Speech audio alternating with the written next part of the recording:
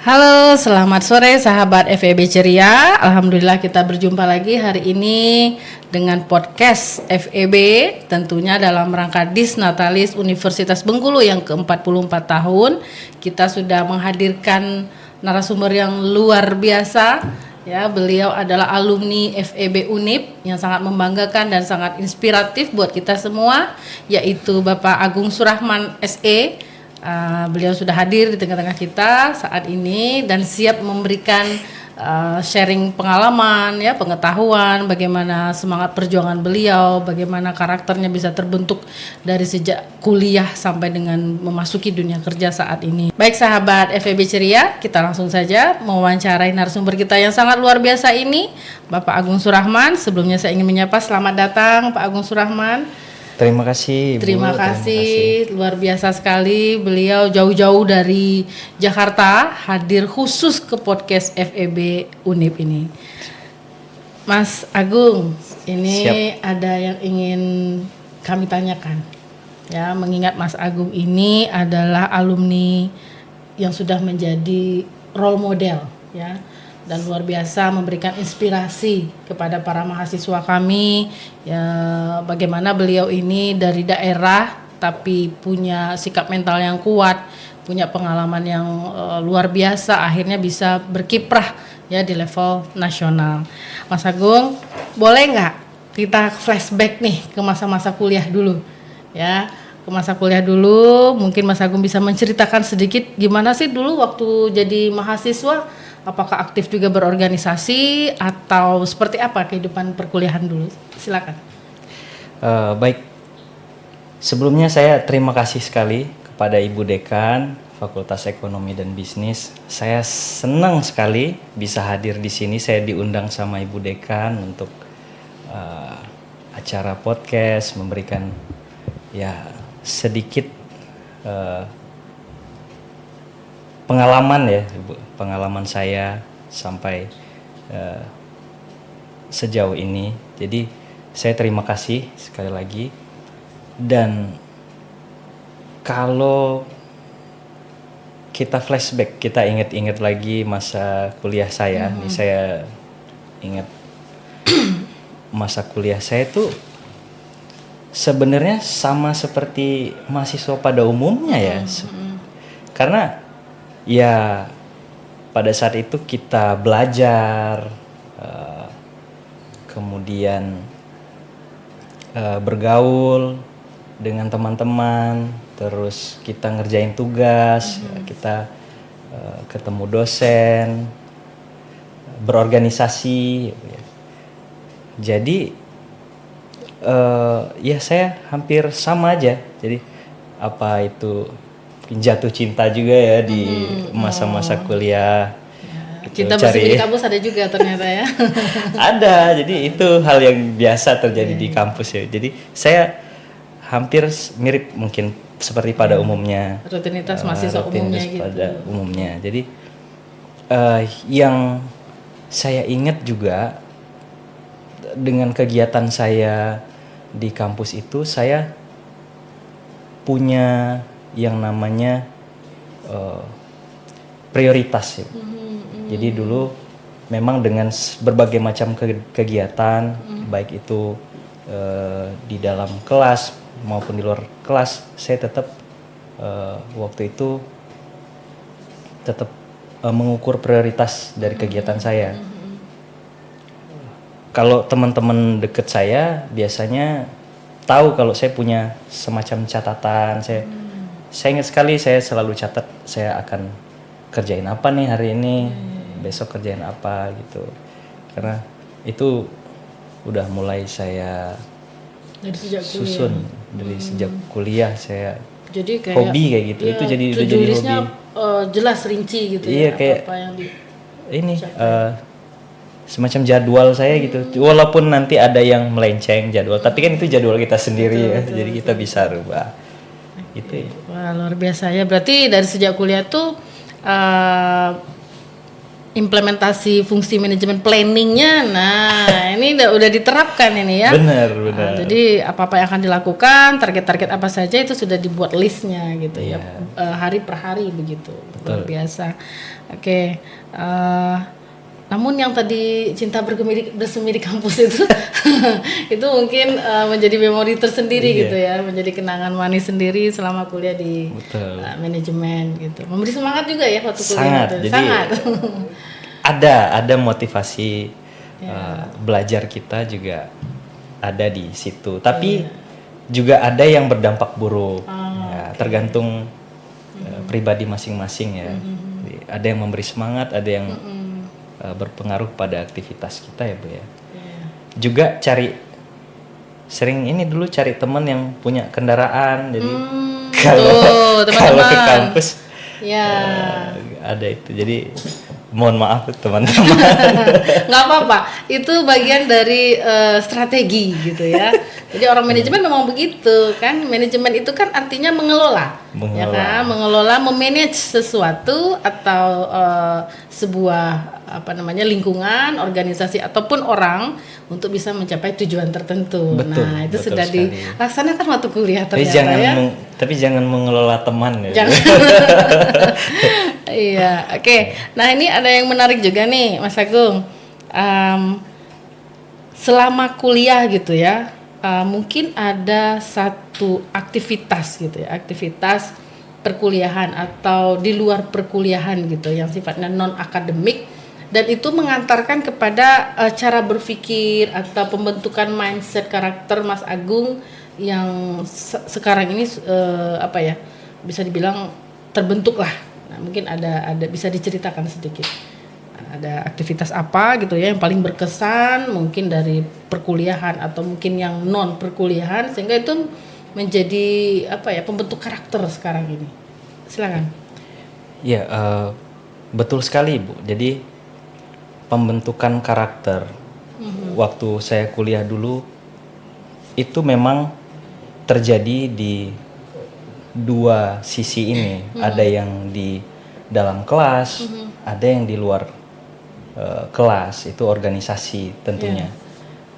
Kita di dalam kelas itu lebih terbentuk karakter yang merujuk kepada pemikiran dasar, teori-teori dasar, pembelajaran umum. Jadi kita karakter kita dibentuk, kita berpikir yang lebih teoritis ya benar. Jadi dan berkesan juga, dan itu sangat berkesan. Dosen masing-masing juga punya pengalaman pribadi. Saya dulu sangat terkesan sekali, dan ini sangat membuat saya lebih terbuka pikirannya, karena saya senangnya dosen-dosen saya dulu, termasuk Ibu Rina juga waktu itu. Saya ngajar apa waktu itu ya? Pengantar bisnis. Pengantar bisnis ya. Oke. Bener nggak Bu? Iya, ngajar dulu pengantar bisnis. Pengantar bisnis kalau saya Ibu Rina juga. Jadi sebelum memulai perkuliahan biasanya dosen-dosen tertentu menceritakan pengalaman beliau, dan pengalaman itu yang paling penting menurut saya. Jadi pelajaran juga penting, tapi yang mengantar kita juga ada pengalaman-pengalaman dari dosen. Begitu juga di luar kuliah, di luar jam kelas itu kita punya banyak organisasi. Ini yang sangat membentuk pemikiran dan karakter kita juga, karena dalam organisasi itu kita juga dibentuk bagaimana cara kita memimpin, bagaimana cara kita disiplin, membentuk kita agar menjadi menyelesaikan suatu masalah. Gitu. Jadi kita juga banyak belajar dari situ. Jadi saya sangat sarankan bagi mahasiswa selain di perkuliahan juga bentuk karakter itu juga ada di luar kuliah gitu. Apa aja itu komunitasnya, apa aja ekstrakurikuler pun juga bisa. Oke, berarti dulu Mas Agung termasuk yang aktif juga berorganisasi ya? Cukup aktif. Kalau boleh tahu dulu aktifnya bergabung di organisasi apa aja? Saya dulu nggak banyak. Heeh. Saya dulu ambil 3. Yang pertama itu namanya FKSI kalau zaman. FKSI, Saya ya dulu betul, ikut sampai sekarang forum masih ada. Komunikasi Studi Islam. Betul. Jadi itu saya pertama saya masuk ke situ karena memang mungkin membentuk diri saya di situ dulu untuk di luar kelasnya. Kemudian ada juga Human, Himpunan Mahasiswa Manajemen Himpunan ya, sampai Mahasiswa sekarang Manajemen. masih ada. Itu juga saya ikuti karena membentuk kerjasama tim yang bagus, kita kompak karena sesama manajemen. Mahasiswa Dan Manajemen. tingkat kampus saya juga ikut BEM, tapi memang ya tidak terlalu ini juga Ibu, tidak terlalu aktif sekali. Saya dulu juga tetap bagian dari UKM kerohanian gitu Bu. Iya, di Waktu universitas itu. berarti ya? Di universitas. Tapi tetap saya lebih berfokus kadang pada fakultas itu. Oke, menarik sekali ya tuh. Berarti ya teman-teman semua, sahabat FEB Ceria, bahwa untuk mendapatkan pembentukan karakter yang kuat, karakter yang bagus itu tidak hanya di dalam kelas ya. Kalian bisa dapatkan itu juga di luar kelas melalui kegiatan organisasi ekstrakurikuler ya. Itu akan sangat membantu untuk meningkatkan soft skill teman-teman sahabat FEB Ceria. Nah, dari banyak pengalaman gitu ya Mas Agung alami ketika berkuliah gitu ya. Ada mungkin satu titik balik gitu ya. Ada satu titik balik atau satu situasi gitu yang mengajarkan akhirnya membuat Mas Agung di saat itu menjadi bangkit gitu. Nah, mungkin ini sesuatu yang tidak akan terlupakan dan ini akan memberikan apa ya kepada para adik-adik kita, kepada para mahasiswa kita inspirasi atau memberikan motivasi dari titik baliknya Mas Agung itu kita bisa bangkit kembali menjadi lebih kuat. Boleh diceritakan sedikit Mas Agung? Iya, ini rujukan mungkin maksudnya juga situasi sulit begitu ya. Betul. Saya pernah mengalami situasi sulit waktu itu pada saat saya mau cerita sedikit bahwa di keluarga saya itu kan tidak begitu berkecukupan waktu itu dan saya itu hanya tinggal punya ibu waktu itu yang untuk menopang 5 bersaudara, tapi 2-nya sudah tidak kuliah lagi, 3 terakhir termasuk saya itu berkuliah dan adik saya waktu itu masuk SMA. Nah pada saat itu saya merasa ibu saya tidak sepenuhnya mampu untuk membiayai kami bertiga dan di situ saya merasa apa yang harus saya lakukan pada saat seperti ini, situasi seperti ini. Nah untungnya kita tetap berjalan terus, kita tetap cari peluang. Untungnya Fakultas Ekonomi dan Bisnis dan Universitas Bengkulu ini sangat banyak menyediakan beasiswa. Saya waktu itu sangat termotivasi sekali. Dari semester 1 saya udah mengincar beasiswa karena beasiswa itu didapat ketika kita semester 3 ya. Iya, betul. Jadi semester 3 ke atas itu baru bisa kita ajukan beasiswa di fakultas maupun di universitas. Saya dulu salah satu penerima beasiswa Ibu, alhamdulillah. Jadi itu yang menjadi motivasi saya juga untuk terus meneruskan kuliah saya. Saya terima kasih juga kepada Universitas Bengkulu yang sudah sangat membantu saya dalam berkuliah gitu. Jadi sebenarnya dalam situasi sulit saya rasa semua orang itu punya situasi sulit, punya kegagalannya sendiri, tapi bukan itu yang kita fokuskan, tapi kita fokuskan bagaimana cara kita bangkit dari kegagalan itu, bagaimana cara kita bangkit dari situasi yang sulit itu. Itu yang menjadi fokus utama kita. Jangan terlalu berfokus pada masalah yang berlarut-larut. Jadi tetap kita pikirkan bagaimana solusinya. Luar biasa. Nah itu ya sahabat FEB Ceria, artinya di setiap tantangan, di setiap kesulitan yang dihadapi dalam fase apapun ya selama kita berkuliah, itu kita harus sertai dengan motivasi untuk keluar dari masalah ya, problem solving ya, bukan hanya berfokus kepada masalah itu ya. Kita cari solusi, kita cari alternatif penyelesaiannya. Yang penting kita tidak menyerah ya Mas Agung ya. Betul. Kita akan selalu mencoba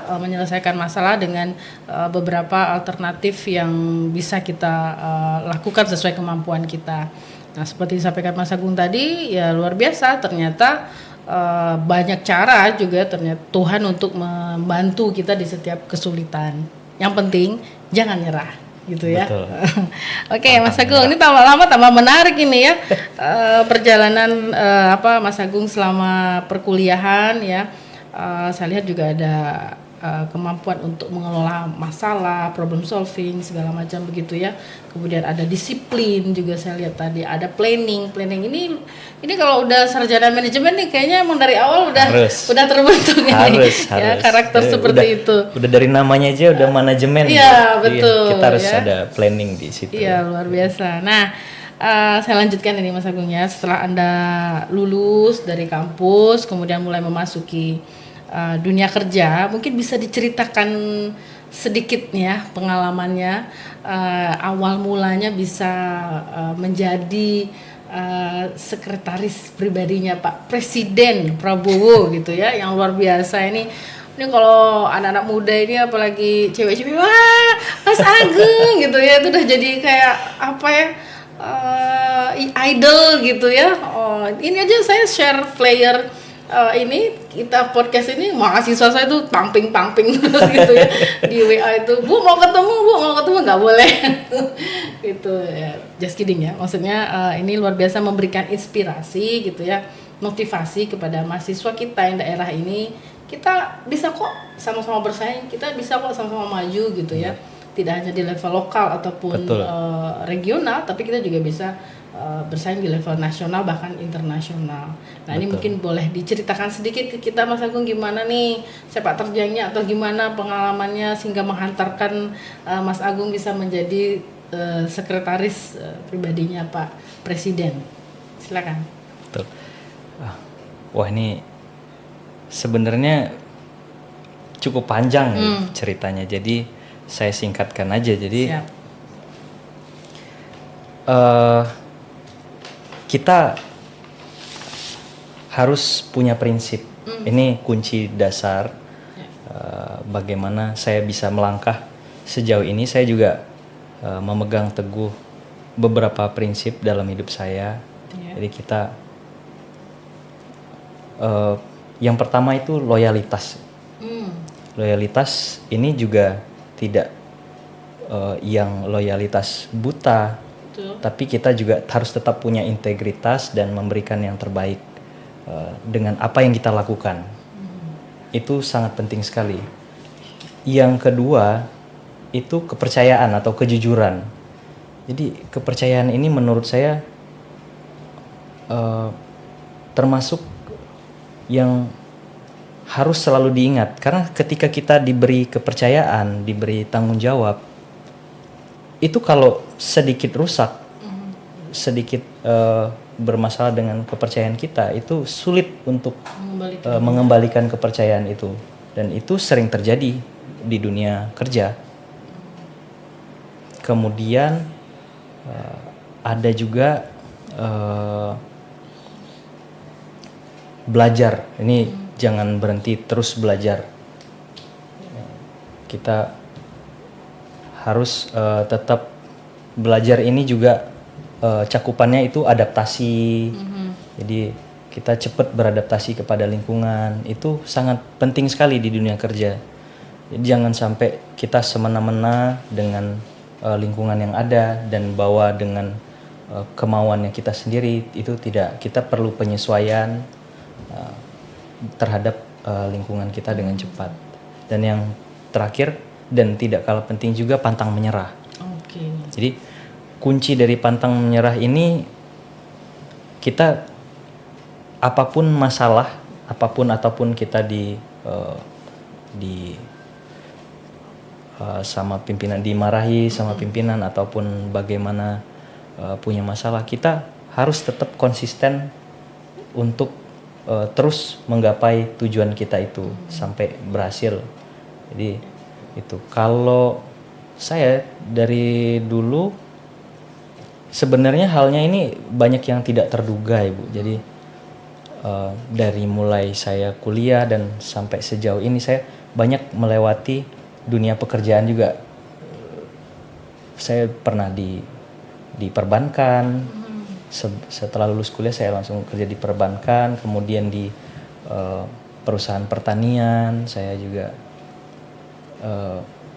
terus saya juga berniat untuk melanjutkan kuliah, tapi kita terus konsisten dengan memperbaiki diri kita dan membaca peluang yang ada. Nah, di situ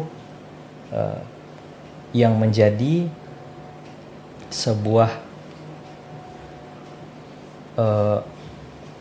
motivasi diri untuk apa ya? Kita siap bersaing gitu ya, berkompetisi. Iya. Maksudnya kita kerja. Iya. Kita tetap percaya diri bahwa kita juga tidak boleh minder. Kita ketemu dengan siapapun kita tetap percaya diri. Jadi sampai di titik ini banyak yang mesti kita pelajari. Kita terus belajar dan memberikan yang terbaik untuk apa yang ingin kita capai gitu. Wah, luar biasa nih sahabat FEB Ceria, komprehensif sekali ya. Jadi udah diberikan tuh tips gitu ya, tips dan trik ya dari Mas Agung, gimana beliau itu sampai kepada pencapaian saat ini. Jadi loyalitas itu luar biasa ya, integritas ya, itu harga mati nampaknya ya. Betul. Jadi harus ada gitu ya di jiwa kita atau di karakter kita. Belum lagi kita dituntut untuk selalu menjaga kepercayaan atau kejujuran, dan tidak berputus asa untuk terus belajar ya, mengupgrade ya, meningkatkan kemampuan atau kompetensi diri kita. Dan yang paling penting juga adalah kita harus percaya diri. Nah, ini luar biasa. Jadi sahabat FEB Ceria, buat teman-teman ya, jangan minder ya, jangan kecil hati gitu ya, atau merasa tidak bisa bersaing dengan para lulusan lain atau sarjana lain ya. Yang penting kita punya, seperti yang disampaikan oleh Mas Agung tadi, karakter-karakter ini harus kita pegang teguh supaya kita bisa sukses dalam menjalankan kehidupan karir kita ke depan begitu. Nah, ini Mas Agung, kalau melihat fenomena sekarang, banyak anak muda kita itu yang cenderung mereka kena masalah dikit nangis gitu ya, cengeng gitu, baper gitu kan. Ini kan jadi suatu tantangan sebenarnya, challenge juga di perguruan tinggi untuk membentuk karakter mahasiswa kita ini yang tidak sedikit-sedikit menyerah atau susah nian atau apalah gitu ya. Ya, jadi mungkin ada sedikit saran atau masukan dari Mas Agung itu, kira-kira apa sih yang bisa kita sebagai dosen, ini dari kacamata alumni ya, dari kacamata mahasiswa, supaya para mahasiswa nih dikasih apalah gitu ya Bu dosen atau Pak dosen, supaya mereka tidak gampang menyerah, tidak jadi mahasiswa yang minderan. Mungkin dari sisi mahasiswa atau alumni bisa disampaikan ke kami. Ya, kalau saran saya untuk para dosen ke apa yang dibutuhkan mahasiswa, kalau saya bisa sarankan ya, tetap berbagi pengalaman ya. Kalau saya rasa pengalaman itu sangat penting untuk memotivasi mereka. Jadi seperti yang saya sampaikan, jadi ada dosen yang sebelum kuliah dia menceritakan dulu pengalaman beliau tentang apa yang beliau lihat di luar sana, karena ini kan kita udah menghadapi situasi yang akan memasuki dunia kerja. Betul. Jadi memotivasi dan memberi inspirasi di luar dari teori yang akan dibahas. Jadi diawali dengan itu, kalau menurut saya itu juga sangat membantu membuat mereka lebih merasa percaya diri. Jadi kasih beberapa contoh, kayak kita membandingkan gitu. Jadi itu jadi menurut saya itu yang akan membentuk mereka, oh dia bisa nih. Dan saya juga sarankan ke mahasiswa, kalian harus percaya diri. Jadi kita sama-sama punya kita kalau bahasanya itu kita sama-sama makan nasi, kita sama-sama punya otak, kita ya tergantung di diri kita bagaimana kita terus bergerak gitu. Jadi terus bergerak ini walaupun kecil kita tetap belajar gitu. Jadi apapun itu, tujuan yang besar pun diawali dengan langkah yang kecil. Betul. Gitu. Oke, nah itu Bapak Ibu dosen ya. Ada masukan nih dari Mas Agung. Jadi kita tuh kalau jadi dosen ngajar jangan cuma datang bawa materi gitu ya. Bener, bener agak kan? gimana gitu. Jadi kita awali dulu dengan betul. Jadi cerita-cerita. memberikan motivasi juga ya, memberikan contoh-contoh bagaimana suksesnya seorang praktisi mungkin begitu ya. Itu memberikan gambaran juga kepada mahasiswa, gini loh di luar itu dunia kerja bagaimana sukses dan seterusnya. Bisa juga beri beberapa berita seputar dengan fakultasnya beliau gitu. Jadi itu pengalaman dia kuliah dulu, betul, ya. Betul. Oke. Nah, dan dosen-dosen juga mungkin diharapkan agak sedikit lebih fleksibel juga gitu ya, lebih dekat dengan mahasiswa, membangun chemistry dengan mahasiswa, jangan hanya hubungan terlalu formal begitu ya. Jadi memberi ruang kepada mahasiswa kita untuk bisa lebih akrab gitu, lebih dekat kepada dosennya. Betul. Oke, baik Mas Agung, satu pertanyaan lagi mengingat durasi waktu kita, padahal banyak banget nih yang masih ingin digali dari Mas Agung ya. Tapi ini satu pertanyaan terakhir ya. Bekerja sebagai sekretaris pribadi presiden itu kan sebuah pekerjaan yang luar biasa, menuntut loyalitas, menjaga kepercayaan ya. Apalagi mungkin banyak hal-hal yang bersifat rahasia, ini kaitan dengan kenegaraan segala macam begitu ya Mas Agung ya. Bagaimana gitu ya, bagaimana Mas Agung menghadapi banyak tekanan tentunya ya, tekanan kemudian banyak tuntutan yang harus dilakukan sebagai seorang sekretaris presiden dalam menjalankan tugas ini sebaik-baiknya. Nah, ini tolong di-share ke kami gitu ya, karena ini juga akan memberikan gambaran tentunya kepada kita masyarakat, tidak hanya di Bengkulu ini, jadi untuk masyarakat Indonesia juga, bahwa ini adalah suatu posisi strategis gitu ya, posisi yang bukan main-main pekerjaan ini, dan ini punya tanggung jawab yang besar, yang luar biasa. Monggo Mas Agung. Ya, kalau sebenarnya sama saja di dunia kerja, bagaimana cara kita menghadapi dunia pekerjaan ini, itu dari dalam diri kita lagi. Saya juga punya beberapa saran untuk mahasiswa untuk dikembangkan sejak sekarang. Ini soft skill yang mesti dikembangkan sejak sekarang. Saya juga tahu dari dosen-dosen saya di kampus. Jadi ini bukan hal yang baru, tapi udah dosen khususnya Fakultas Ekonomi dan Bisnis. Ketika saya kuliah, ini udah mereka ajarkan dan mereka udah peringatkan. Jadi soft skill ini perlu sekali di dalam dunia pekerjaan. Yang pertama itu komunikasi. Kita udah mulai belajar komunikasi dengan baik.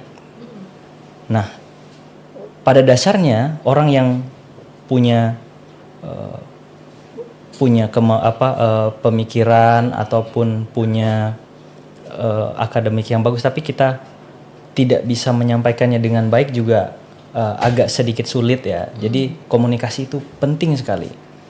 Yang kedua itu ada namanya attitude. Jadi attitude ini penting, bagaimana kita menghadapi pimpinan kita, menghadapi rekan kita, menghadapi bawahan kita. Dan attitude ini sangat diperhatikan karena orang tidak semua orang suka dengan orang yang semena-mena gitu. Kita punya tata krama, punya sikap bagaimana kita menghadapi orang yang lebih tua, lebih muda, itu kan udah diatur dari sejak dini juga ya, Ibu. Kemudian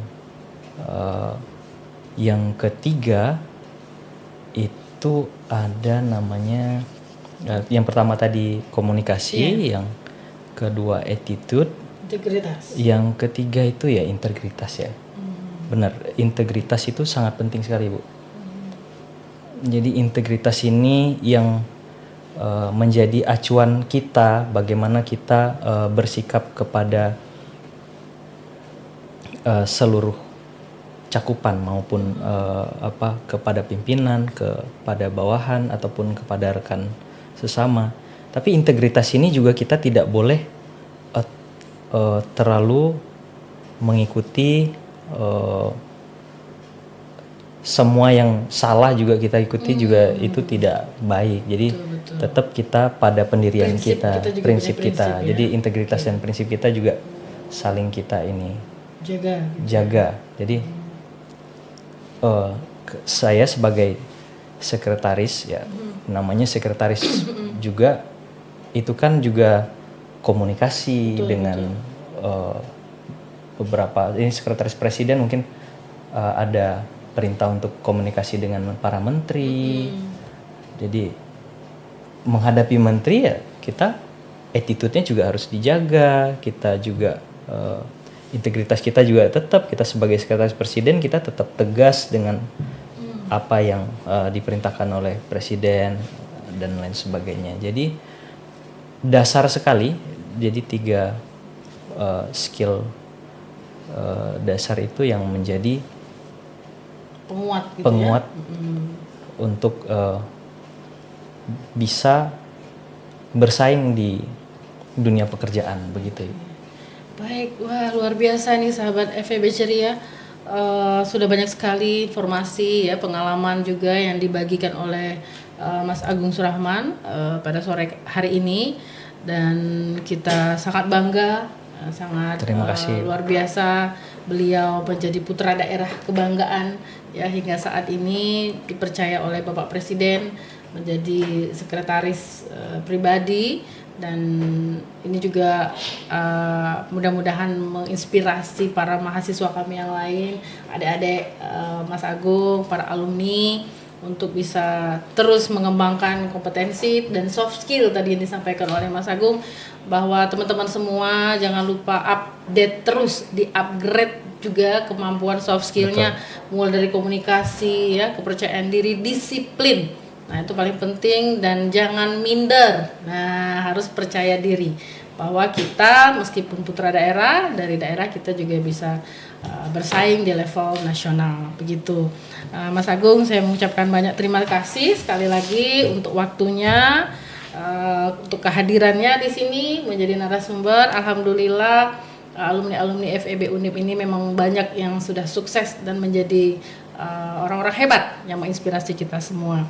Jadi Mas Agung, saya selaku dekan sekali lagi berharap jangan lupakan alma mater, enggak. alma mater Ini- FEB Unip, dan memang kampus ini adalah jadi titik awal perjalanan besarnya Mas Agung yang mengantarkan beliau hingga pada pencapaian saat ini. Kita doakan mudah-mudahan Mas Agung terus sukses. Terima kasih, Ibu. Terima Naik kasih. terus level karirnya. Terima Ya, kasih, insya Allah. amin. Dan terus ikut berkontribusi juga untuk kemajuan FEB ke depan. Amin. Oke, baik sahabat FEB Ceria, sekian saja hari ini podcast kita. Saya selaku host hari ini, mohon maaf jika ada salah dan kurangnya. Saya undur diri. Terima kasih. Assalamualaikum warahmatullahi wabarakatuh. Terima kasih. Terima kasih. Mas Agung. Terima kasih. Terima kasih.